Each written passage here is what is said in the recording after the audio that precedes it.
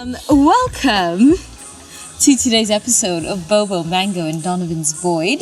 My name is Bobo, and I am your host, and I'm with the beautiful, illustrious, keep going. the musical, I like that. the whimsical, Wow. the fantastical, Wow. Donovan. Wow. So every day when we wake up, I now need you to do that. Yeah? I need you to give me that. I think that's a good... There's no going back. Yes, yeah.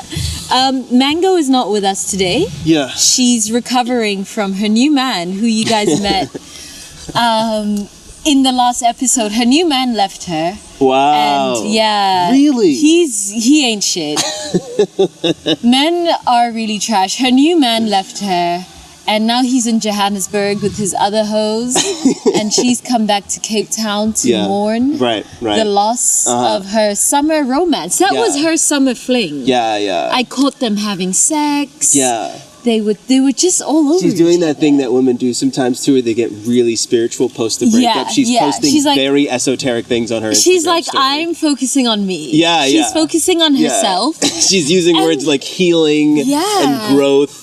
You also know that like that Indian guy on TikTok who says the really like profound things. You know, she's posting a lot of his videos. She's doing a lot of that. Yeah. She's Sadhguru. Yeah, there you go.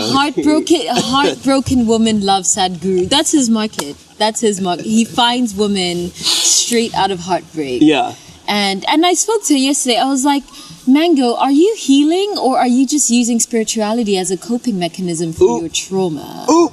And she was like, well, isn't all spirituality just a coping mechanism for trauma? And then I was like, okay, touche, Mango. Right. You got me. Yeah. And then she shit on the carpet. And then she took a shit on the carpet. And that was the end of our profound discussion about the nature of religion and spirituality in late stage capitalist hellscape. Yeah.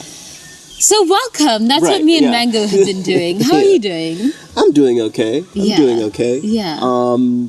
Christmas was really interesting. Christmas was Tell really me fun. about Christmas in South Africa for you as an American. It actually really ties into what I wanted to talk about today, which is,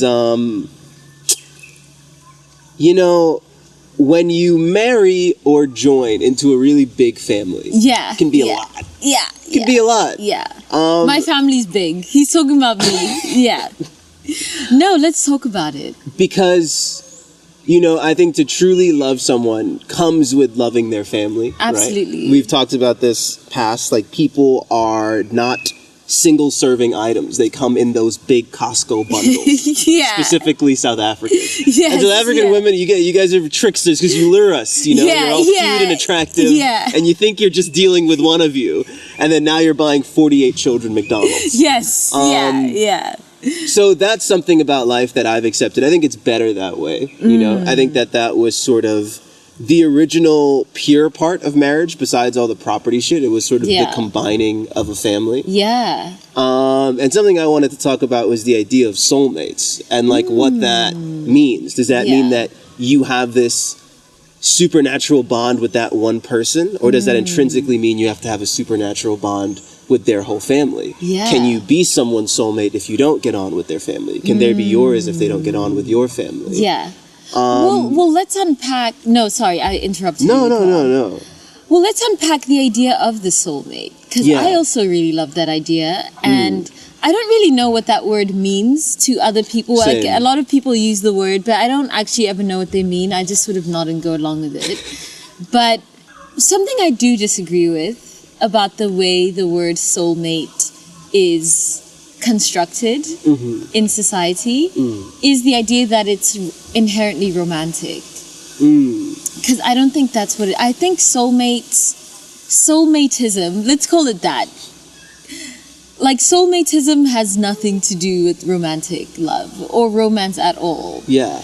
And I think that's why a lot of people miss out on their soulmates, because they think it's going to come in the package of romance, but actually it might even come in the package of your enemy. A soulmate can come in any pack. Soulmate can be your op? Your soulmate can be your op. It can be your op. But usually it's not. But I think, like, a soulmate really is just someone who is, like, holding your hand to guide you along your path. Our paths are all really different. They're all going to the same place, but like the paths themselves are really different. Yeah. And I think like life is just a journey of like waking up and like walking along your path, and doing that alone is impossible. Yeah. So that necessitates the need for a soulmate. So like that can be your op. Sometimes you need your op to drag you back home. Yeah. Sometimes it's a romantic partner. Yeah. Sometimes it's a mom. Sometimes it's a bestie. Yeah. But it's like someone who like clearly understands you. In a way that you can't understand yourself, because they see you in a way that you can't see yourself. Yeah. But to see you, they really do have to see your family. Yeah. Because your family is such a huge part of who you are. Like, the identity of everyone begins before you're even in the womb. Like, even just like so many things that happen in the womb determine who you will become as you go throughout your life permanently. Yeah. And that has so much to do with who your mom was. Right. And what she was going through at that time. And where she was, and the context behind all of that. And who she was around, and who she was married to, and like who her family was, and where she grew up. Yeah. And where, so like, I do think that if you are to believe in a soulmate, then that necessitates like a getting on with your soulmate's family. Yeah. What do you think? Well, this is why it's really important to like, or at least find charming, every sort of element of your partner. Yeah. Because when you meet their family, the members of their family are going to be extreme exaggerations of that part of them, because that's where they got it from. Right. So like if you're with a man and he doesn't get on with your mom, and your mom is an older version of you, what do you think he's going to feel like when you get older? Right? So there's a lot of things that you have to like look out for. Yeah. You know? And yeah, like when you love someone's mom, that means like, oh, I'm going to love the older version of my partner. Yeah. You know what I mean? Yeah. So these things are really, really important. And it's really important to pay attention to these things, because you can also tell how transactional a relationship is with someone. Because if they're not willing to make sacrifices for your family, that means that they just view your relationship as this single serving transaction in which anything that can't possibly come back to them isn't worth doing. So if they're willing to buy you presents or go out of their way for you, but never your family, that just means that they're waiting for that energy to come directly back to them. So like the way someone treats your family is a really important and very indicative way of how they will treat you. That's so interesting. Both on a spiritual and like biological level, like we are literally the results of our ancestors. Every single characteristic, every single skill, every single trait, every single thing that we have that makes us is a biological, genotypical, phenotypical result of them. And something that we were talking about earlier that we find really funny is like, South African women really like Ghanaian men. Yeah. And let's talk about this. I'm Jamaican. Right? And I met you in New York, right? So I'm a Jamaican man in New York. You're a South African woman in New York. We met, immediately started to get on. Didn't really know why. But Jamaican men are Ghanaian men from a tribe near the coast called the Akan people. We were taken from Ghana to Jamaica. And then for economic opportunity, we all leave from Jamaica and then go to New York. So here we were, you know, on a completely different continent, completely absent of context. And we recreated this bond that our like ancient indigenous ancestors have had for a very long time. Like South Africans and Ghanaians have been getting on for a really long time. We've never had beef. We've only gotten on. South African women are always into Ghanaian men. Ghanaian men are always into South African women. And it's interesting that like in a completely different country, in a completely different context, we reverse engineered that attraction. You know? And it shows that, hey, maybe there's something that you just can't escape from.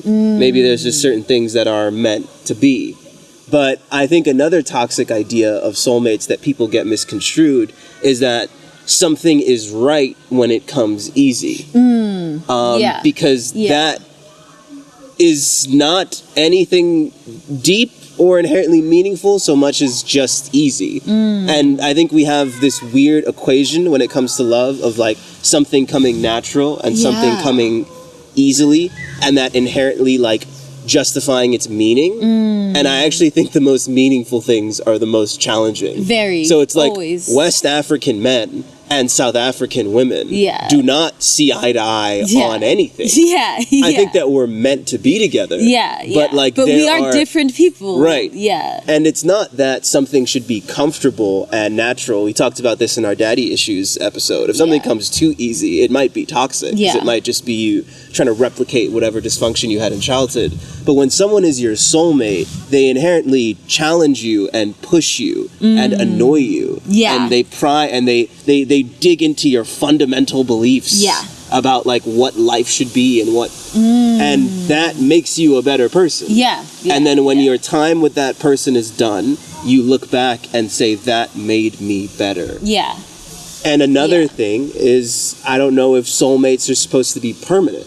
When you really think about the idea that is the intention. The intention is to add to each other and look back and say, wow, that person was a really pivotal person in my life. Maybe, and this is honestly kind of terrifying, but maybe the idea that is permanent is also where we're going wrong. What do you think? I agree with you in a lot of ways. Although I think it doesn't inherently have to be permanent. I definitely think it can be. It definitely can be, because I also think,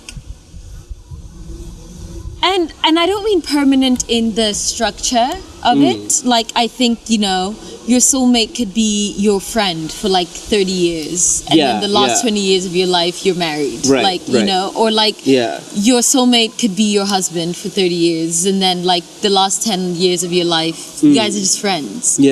But I do think soulmates do have sort of a permanent place in someone's life. Just not always the same type of place or always the same type of intensity. Your soulmate could just be your ex, and it's just someone you talk to like 5 days out of the year, or like once every 5 years, or like just on Facebook. But it's like that person. I think that sometimes relationships get really toxic when you are overstaying a real soul connection. Like I even think about that with my ex, where it's like a lot of my ability to sort of detoxify from like traditional masculinity, all that shit. You know, like she helped me with that, you know. I wouldn't have been the person that you met if it wasn't for that. And then I gave her something. I helped her like believe in herself, get her shit together. And then once we were done doing that exchange, we just sort of were fighting and like things weren't working. And it's like maybe, you know, it was just because it was over. It's just because we had actually added to each other's lives what we were supposed to add. And deep down there was this kind of understanding of like, all right, well now it is time to like move on from this, you know? And that's not to say that that person wasn't your soulmate. I think maybe you have a few. There's this really iconic movie called Bronx Tale where this guy gives like a long speech about how you only get 3 great women in your life. So if you feel like you've wronged 3 women, buddy, you're out of luck. And I think that there's like something to that, where it's like you get 3. 3 soulmates a life. And you know, it's really important to learn from the prior so you'll be ready for the next. And then eventually, hopefully, you can learn from everything so you can be ready for like your last, you know? Well, so what do you think is the purpose of a soulmate? So how I think the purpose of a soulmate is to walk you throughout your path, to help you along your path a little bit, to take you back home. What do you think a soulmate is here to do? I think that, like, raw love is a really powerful thing because it's the only thing that can truly motivate you enough to change. A lot of us really do need to, like, grow. We were having this conversation about the brain the other day, and this idea that, you know, if you weren't held enough as a child, or if you didn't experience love enough as a child, your brain kind of just becomes a defense mechanism that is reacting to that lack of being held. Your brain learns to hold itself. And the world just comes with like a lot of baggage. And a lot of the stuff we do is just a reaction to pain. Yeah. And I don't know if we can sort through any of that until we feel true love. So like, until you just feel held, you know, by someone who understands you, someone who loves you, someone who cares about you, that is the only time you can really start whatever life could be. Because a lot of us are just living in defense mechanisms. Yeah, like, and you can't actually begin life living, learning, you know, until someone makes you feel safe enough to turn that thing off. Yeah, to turn your alarm off. So I, you know, and maybe that's not like the spiritual answer so much as like the neurochemical answer, but I really think that you need not even love so much as safety and understanding. That is what love is. Right. Yeah. In order to like truly begin life. Because so many people are not living, bro. No. They're just one defense mechanism after another. Every decision, every choice, every thought they have is either a defense mechanism, a search for money, a search for power. Yeah. Yeah. Or horniness. I don't know, like real lizard brain shit. Yeah. And you know, I just feel like life sort of begins when you feel safe enough to just think and not react. So a soulmate is someone who like makes you feel safe enough to live. Yeah. You know, I was talking to a friend about how they should just leave America and travel and see the world. Yeah. And they were like, no, like you can only do that because like you have Bobo. You get what I mean? Like think about how much safety we give each other in experiencing new things. Yeah. There's so many things that we would be too scared to go out and experience if we didn't make each other feel safe. You know? Wow, that's really true. I've learned so much about myself from moving to Africa. Is that something I could have ever done alone? Or did I need you? Yeah. You get what I mean? Yeah. So having like a partner allows you to just really experience life without fear. Because I always have this person that makes me feel home anywhere. Yeah. And once I can feel home anywhere, I can learn infinitely. It's interesting that both of our definitions of soulmates have to do with this feeling of finding home. Yeah. And that's been, I think, a common thread in both of our lives because... Thank you for listening to the first half of this conversation. If you're interested in listening to the rest of this conversation, you will find it on Patreon. So please support my Patreon. You can go to patreon.com/bobosvoid, or you can just click on the link in the description box below. If you enjoyed this conversation, I'll be having so many more of these types of conversation with different friends, with different strangers, with all types of interesting people, and sometimes just conversing with myself. If you are interested in philosophy, politics, race, all the things, I'll be hosting all the conversations on my Patreon. So patreon.com/bobosvoid, or just click on the description box below and support me. Thank you.